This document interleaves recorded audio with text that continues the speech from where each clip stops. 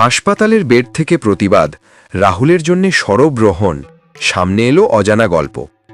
রাহুল অরুণোদয় বন্দ্যোপাধ্যায়ের মৃত্যুর পর যখন টলিউডে একের পর এক প্রতিবাদ, তখন অনেকের চোখে পড়েছিল একটি অনুপস্থিতি।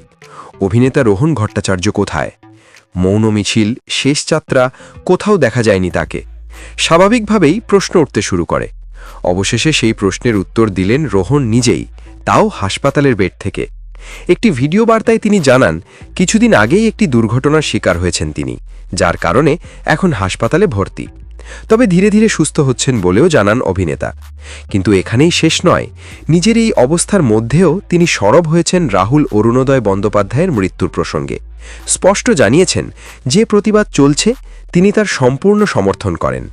এর পাশাপাশি তুলে ধরেছেন নিজের অতীতের এক ভয়ঙ্কর অভিজ্ঞতা।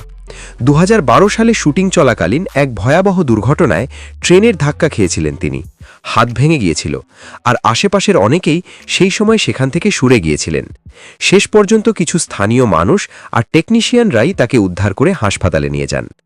রোহনের কথায়, এই ইন্ডাস্ট্রিতে অনেক সময়ই দায় এড়িয়ে যাওয়ার প্রবণতা দেখা যায়। যদি সেদিন তার কিছু হয়ে যেত, তাহলে হয়তো অন্য গল্প তৈরি করা হতো। সবশেষে তিনি এক গুরুত্বপূর্ণ বার্তা দেন, শুধু প্রতিবাদ করলেই হবে না, দায়িত্বও নিতে হবে।